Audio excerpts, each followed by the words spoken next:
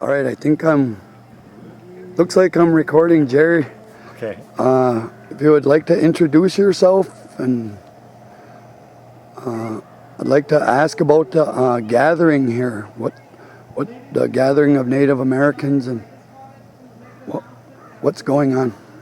Well, my name is Jerry Smith. I do have an Indian name, but in the old custom, Indian people didn't like to speak their own Indian name. They'd always try to get one of their relatives or somebody else, a friend, to give their Indian name. But I can't tell you what it means. Thrush. It's a little brown bird.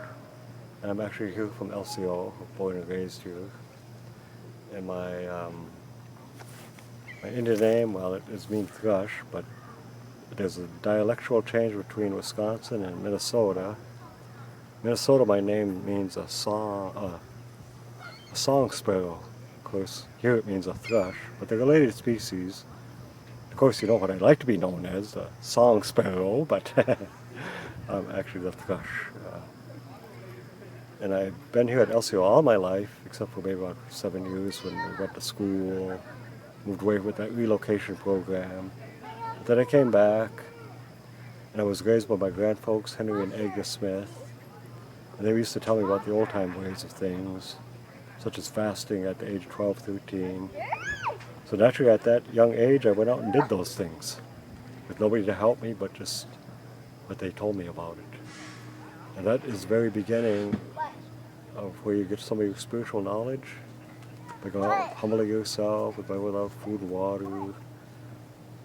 Because when your soul is really created in a spirit world by the Great Spirit, it puts guardian spirits around you and gives you a plan of life. And of course, when you're born to your parents, you don't know what that plan of life is, and you get confused, you get mixed up. So the sense of it, by being raised by my grandfolks and telling me these things, again, it goes back to that time of fasting. So once you go fasting, or without food and water, and you cry about your life, it's symbolic of the old Indian people that there'll be times when you have a lot of feast food, and there'll be times when you suffer with nothing to eat.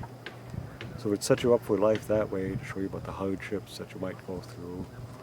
But by doing that, you've got a spiritual guardian that would get you through hard and rough times.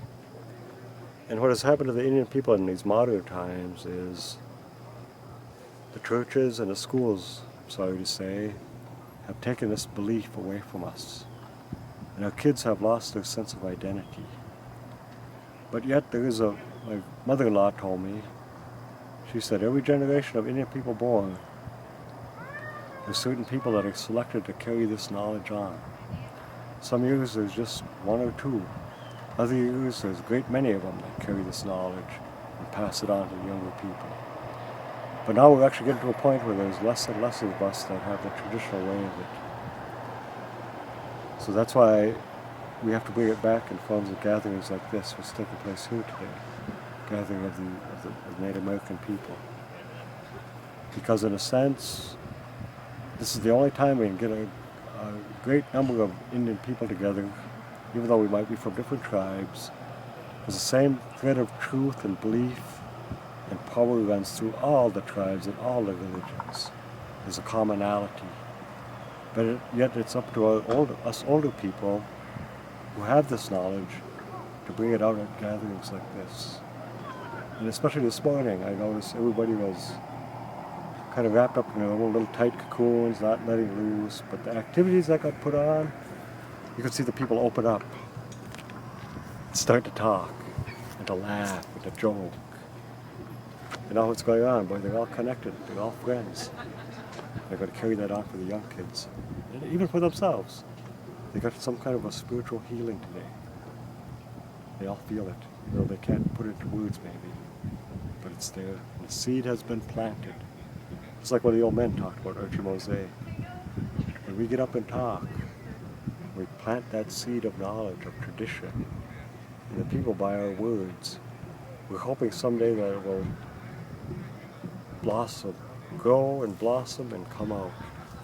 And therefore nothing really is lost. It all comes back again.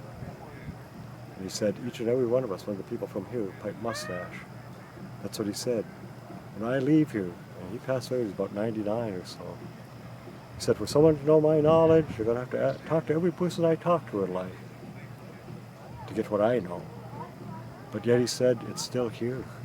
And when we get together in a big meeting like this, all the missing pieces are brought together and it becomes whole again. That knowledge hasn't gone very far at all. So that's what has happened here today. That circle we're in, it brought all that knowledge back today to the people. Thank you. How is that gonna, and then how is that gonna help us to carry on? And how do you think that'll work? Well, what they learned today and what they felt today, they're going to talk to their relatives about it, talk to their kids about it. And that's how it gets passed along. That seed of knowledge gets planted in those young ones by what their parents or the older people felt. They're finding their way back. What do you think about us using this technology to help pass this on too? Well, again, whatever is meant not to be recorded, it won't show up on those modern day things. But yet, Indian people are not foolish people. They're adaptable. And we take things that make things much easier for us. We turn them into something that's useful and helpful to us. And that's what these things are. They're going to help bring this knowledge back to a lot of faraway places where we as individuals can't get to bring the message. But it being recorded, put on tape, it's always going to survive that way. And that's how that knowledge is spread again, and how it comes back.